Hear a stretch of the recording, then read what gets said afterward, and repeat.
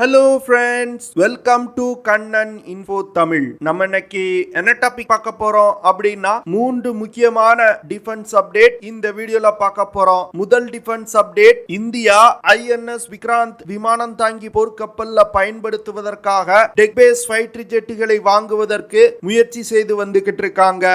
இந்தியாவிற்கு tech base fighter ஜெட்டுகளை supply செய்வதற்கு உலகின் பல முன்னணி நிறுவனங்கள் போட்டியிட்டாங்க. இந்த போட்டியில இறுதி கட்டத்திற்கு அமெரிக்காவின் F18 சூப்பர் ஹார்னட் விமானம் மற்றும் பிரான்சின் ரஃபேல் போர் விமானங்கள் தேர்வாயிருக்கு. F18 மற்றும் ரஃபேல் M போர் விமானங்களுக்கு இடையே இந்த கான்ட்ராக்டை கைப்பற்றுவதற்கு கடுமையான போட்டி நிலவி வந்தது. இந்த சூழ்நிலையில இந்திய கடற்படை INS விக்ராந்த் விமானம் தாங்கி போர்க்கப்பல் குறித்து ஒரு ஸ்பெசிபிகேஷனை வெளியிட்டிருக்காங்க. இந்த ஸ்பெசிபிகேஷன் மூலமா இந்த 2 விமானத்துல ஒரு விமானத்தை INS விக்ராந்த் விமானம் தாங்கி போர்க்கப்பல்ல பயன்படுத்த முடியாது அப்படிங்கிறது தெரிய வந்திருக்கு. அது என்ன விஷயம் அப்படிங்கிறது குறித்து இந்த வீடியோல பார்க்கலாம். இரண்டாவது டாபிக், INS விக்ராந்த் விமானம் தாங்கி போர்க்கப்பல் இந்திய கடற்படையில் கமிஷன் செய்யப்பட்ட பிறகு எந்த இடத்துல டிப்ளாய் செய்யப்பட உள்ளது, இந்த விமானம் தாங்கி போர்க்கப்பலை பயன்படுத்தி இந்தியா என்ன மாதிரியான ஆபரேஷன்களை செய்ய இருக்காங்க அப்படிங்கிறது குறித்து பார்க்கலாம். மூன்றாவது டாபிக், லத்தீன் அமெரிக்க நாடான அர்ஜென்டினா இந்தியாவின் LCA தேஜஸ் விமானங்களை வாங்குவதற்கு விருப்பம் தெரிவிச்சிருக்கிறதா செய்திகள் வெளிவந்திருக்கு. அர்ஜென்டினா LCA தேஜஸ் விமானங்களை வாங்குவதற்கு வாய்ப்பு இருக்கா? இந்தியாவிற்கும் அர்ஜென்டினாவுக்கும் இடையிலான உறவு எப்படி இருக்கு அப்படிங்கிறது குறித்து நம்ம டீடைலா இந்த வீடியோல பார்க்கலாம். நம்ம சேனல்ல டிஃபென்ஸ் ரிலேட்டடா தினம் ஒரு வீடியோ பப்ளிஷ் பண்ணிட்டு இருக்கோம். உங்களுக்கு டிஃபென்ஸ் ரிலேட்டடான செய்திகளை தெரிஞ்சுக்கிடணும்னா நம்ம சேனலை சப்ஸ்கிரைப் பண்ணி சப்போர்ட் பண்ணுங்க.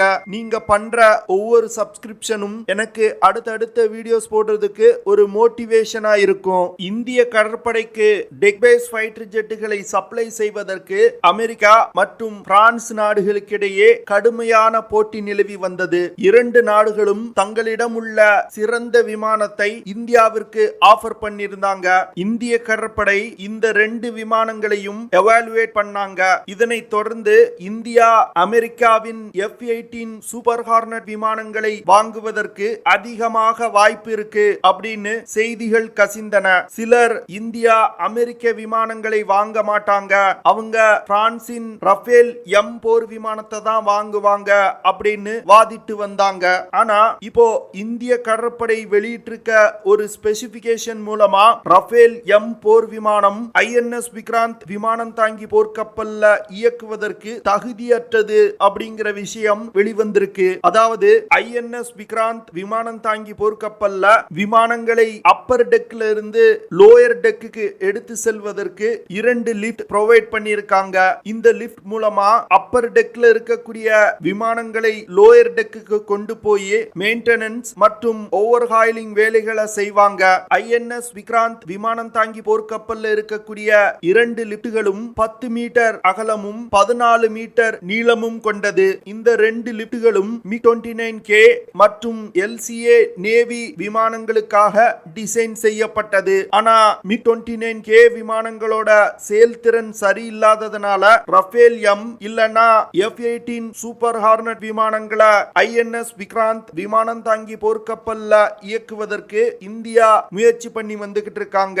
இந்த சூழ்நிலையில அமெரிக்காவின் F18 சூப்பர் ஹார்னட் விமானம் 18.3 மீட்டர் நீளமும் 13.62 மீட்டர் விங் ஸ்பேனும் கொண்டது. விங் ஸ்பேன் அப்படிங்கிறது விமானத்தோட ஒரு ரெக்கை முனையிலிருந்து அடுத்த ரெக்கை முனை வரை உள்ள தூரம். ஆனா சூப்பர் ஹார்னட் விமானம் ஒரு ஃபோல்டபிள் விங்ஸ் கொண்ட விமானம். அதனால இந்த விமானத்தோட ரெக்கைகளை ஃபோல்ட் செய்து கொள்ள முடியும். அப்படி ஃபோல்ட் செய்த பிறகு சூப்பர் ஹார்னட் விமானத்தோட விங் ஸ்பேன் 9.93 மீட்டர். இதனால 10 மீட்டர் அகலம் கொண்ட லிப்ட்ல சூப்பர் ஹார்னட் விமானம் ஈஸியா ஃபிட் ஆகும். ஆனா அந்த லிப்ட் கடலை நோக்கி இருக்கிறதுனால நீளம் ஒரு பிரச்சனையா இருக்காது, விமானத்தோட விங் ஸ்பேன் தான் பிரச்சனையா இருக்கும். அதுவே ரஃபேல் M போர் விமானம் 10.9 மீட்டர் விங் ஸ்பேன் கொண்டது. இந்த விமானம் ஒரு பிக்ஸ்டு விங் கொண்ட விமானம். அதனால இந்த விமானத்தோட ரெக்கைகளை சூப்பர் ஹார்னட் விமானம் போன்று ஃபோல்ட் செய்ய முடியாது. இதனால INS விக்ராந்த் விமானம் தாங்கி போர்க்கப்பல்ல இருக்க இருக்கக்கூடிய லிப்ட்களை பயன்படுத்தி விமானத்தை அப்பர் டெக்ல இருந்து லோவர் டெக்குக்கு எடுத்து செல்வதுல பிரச்சனை இருக்கு. அப்படி ரஃபேல் எம் போர் விமானத்தை அந்த லிப்ட்ல டிரான்ஸ்போர்ட் செய்யணும்னா விமானத்தோட விங் டிப்பை டிஸ்மேண்டில் செய்யணும். இந்த விஷயம் விமானத்தை மெயின்டெனன்ஸுக்கு எடுத்து செல்வதுல கால தாமதத்தை ஏற்படுத்தும். ஒரு யுத்த நேரத்துல விமானம் எவ்வளவு தூரம் வேகமா மெயின்டைன் செய்யப்பட்டு அடுத்த பறத்தலுக்கு தயாரா இருக்குது அப்படிங்கிறது ஒரு முக்கியமான விஷயம். அதனால ஐஎன்எஸ் விக்ராந்த் விமானம் தாங்கி போர்க்கப்பல்ல இயக்குவதற்கு F18 சூப்பர் ஹார்னட் விமானங்கள் தான் தேர்வாகும் அப்படின்னு டிஃபென்ஸ் எக்ஸ்பர்ட்ஸ் சொல்றாங்க. இந்தியா டெட்பஃப் அப்படிங்கிற twin engine deck base fighter ஜெட்டை டெவலப் செய்து வந்துகிட்டு இருக்காங்க. இந்த ஃபைட்டர் ஜெட்டை 2032 வருடம் தான் ப்ரொடக்ஷன் செய்ய போறாங்க. இந்த கால இடைவேளையில பயன்படுத்துவதற்காக தான் இந்தியா அமெரிக்காவின் சூப்பர் ஹார்னட் விமானங்களை வாங்க போறாங்க. இந்தியா டெவலப் செய்து வரும் twin engine deck base fighter jet 11.2 metre wing span கொண்டது. இந்த விமானம் ஃபோல்டபிள் விங்ஸ் கொண்ட விமானமா இந்தியா டெவலப் செய்து வந்துகிட்டு இருக்காங்க. இதன் காரணமா இந்த விமானத்தோட ரெக்கைகளை ஃபோல்ட் செஞ்சோம்னா 7.6 மீட்டர் விங் ஸ்பேன் கொண்டதா இருக்கும். இதனால டெட்பஃப் விமானங்களை ஐஎன்எஸ் விக்ராந்த் விமானம் தாங்கி போர்க்கப்பல்ல இருக்கக்கூடிய லிப்ட்ல ஈஸியா டிரான்ஸ்போர்ட் செய்ய முடியும். இரண்டாவது டாபிக், ஐஎன்எஸ் விக்ராந்த் விமானம் தாங்கி போர்க்கப்பல பாரத பிரதமர் திரு நரேந்திர மோடி அவர்கள் செப்டம்பர் 2 நாட்டிற்கு அர்ப்பணிக்க போறாரு. இந்த விமானம் தாங்கி போர்க்கப்பல் இந்திய கடற்படையில் இணைக்கப்பட்ட பிறகு ஈஸ்டர்ன் நேவல் கமாண்டின் கீழ் இயக்கப்பட உள்ளது. விசாகப்பட்டினம் துறைமுகம் தான் இந்த விமானத்தோட ஹோம் பேஸ். அதே வேளையில சென்னை துறைமுகம் ஐஎன்எஸ் விக்ராந்த் விமானம் தாங்கி போர்க்கப்பலோட செகண்ட் பேஸா செயல்பட உள்ளது. இந்திய கடற்படையில் தற்போது பயன்பாட்டில் இருந்து வரும் ஐஎன்எஸ் விக்ரமாதித்யா விமானம் தாங்கி போர்க்கப்பல் வெஸ்டர்ன் நேவல் கமாண்டின் கீழ் உள்ள கார்வார் துறைமுகத்தை ஹோம் பேஸா வச்சு இயக்கப்பட்டு வருது. இதன் மூலமா இந்தியா என்ன செய்ய முயல்றாங்க அப்படின்னா, அரேபியன் சீல பாகிஸ்தானுக்கு எதிராக ஒரு விமானம் தாங்கி போர்க்கப்பலும், பே ஆஃப் பெங்கால் பகுதியில சீனாவுக்கு எதிராக ஒரு விமானம் தாங்கி போர்க்கப்பலையும் நிலைநிறுத்தி இருக்காங்க. மூன்றாவதா இந்தியா ஒரு விமானம் தாங்கி போர்க்கப்பலை கட்டுவதற்கு திட்டமிட்டிருக்காங்க.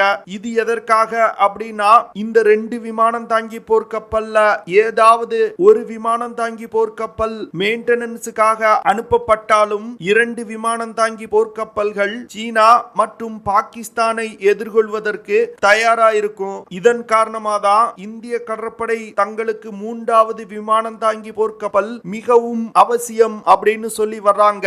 ஐஎன்எஸ் விக்ராந்த் விமானம் தாங்கி போர்க்கப்பல் 262 மீட்டர் நீளமும் 62 மீட்டர் அகலமும் கொண்டது. இந்த விமானம் தாங்கி போர்க்கப்பல் 45,000 டன் எடை கொண்டது. இவ்வளவு பெரிய போர்க்கப்பலை நிறுத்தி வைப்பதற்காக விசாகப்பட்டினம் மற்றும் சென்னை துறைமுகத்துல பிரத்யேகமான ஒரு ஃபெசிலிட்டி கட்டப்பட்டு வருது. அடுத்து விசாகப்பட்டினத்துக்கு அருகில் ஐஎன்எஸ் டிகா அப்படிங்கிற நேவல் ஏர்ஃபீல்ட் அமைக்கப்பட்டிருக்கு. இந்த ஏர்ஃபீல்ட்ல ஐஎன்எஸ் விக்ராந்த் விமானம் தாங்கி போர்க்கப்பல்ல பயன்படுத்தப்பட்டு வரும் MiG-29K விமானங்கள் நிறுத்தி வைக்கப்பட உள்ளது. ஐஎன்எஸ் விக்ராந்த் விமானம் தாங்கி போர்க்கப்பல்ல 30 MiG-29K விமானம், கமோகா 31 ஹெலிகாப்டர்ஸ், MH-60 ரோமியோ ஹெலிகாப்டர்கள், அட்வான்ஸ் லைட் ஹெலிகாப்டர்கள் மற்றும் நேவல் வெர்ஷன் லைட் காம்பாக்ட் ஹெலிகாப்டர்கள் போன்ற பல விமானங்கள் பயன்படுத்தப்பட உள்ளது. இந்த விமானங்கள் கப்பல்ல இயக்கப்படும் நேரம் தவிர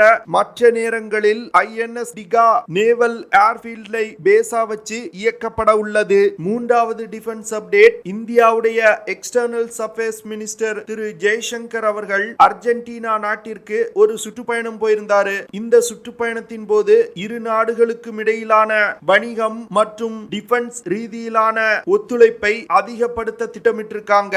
அர்ஜென்டினா இந்தியாவிடமிருந்து LCA தேஜஸ் விமானங்களை வாங்குவதற்கு விருப்பம் தெரிவிச்சிருக்காங்க. அது மட்டும் இல்லாம தங்களுடைய விமானப்படைக்கு தேவையான பாகங்களை மேக் இன் இந்தியா திட்டத்தின் கீழ் இந்தியாவில் தயாரிப்பதற்கும் விருப்பம் தெரிவிச்சிருக்காங்க. தேஜஸ் விமானத்தை வாங்கும் அர்ஜென்டினாவின் விருப்பத்தை எக்ஸ்டர்னல் அஃபேர்ஸ் மினிஸ்டர் திரு ஜெய்சங்கர் அவர்கள் ஏற்றுக்கொண்டார். இந்தியாவின் LCA தேஜஸ் விமானத்தை வாங்குவதற்கு Australia, Egypt, Indonesia, Philippine, Malaysia போன்ற பல நாடுகள் விருப்பம் தெரிவிச்சிருக்காங்க. இப்போ அர்ஜென்டினாவும் இந்தியாவும் தேஜஸ் விமானங்களை வாங்குவதற்கு முன் வந்திருக்காங்க. அர்ஜென்டினா தான் லத்தீன் அமெரிக்க நாடுகள்ல தேஜஸ் விமானத்தை வாங்க முன்வந்த முதல் நாடு. திரு ஜெய்சங்கர் அவர்களின் இந்த சுற்றுப்பயணத்துல அர்ஜென்டினாவும் இந்தியாவும் லோக்கல் கரன்சில வர்த்தகம் செய்வதற்கு ஒப்புதல் தெரிவிச்சிருக்காங்க. என்ன பொறுத்தமட்டில் இது ஒரு நல்ல விஷயமா நான் நினைக்கிறேன். ஏன்னா இந்தியா தன்னுடைய சொந்த பணத்தை கொண்டு வர்த்தகம் செய்ய ஆரம்பிச்சாங்கன்னா அமெரிக்காவை சார்ந்து இருக்க வேண்டிய நிலை இருக்காது.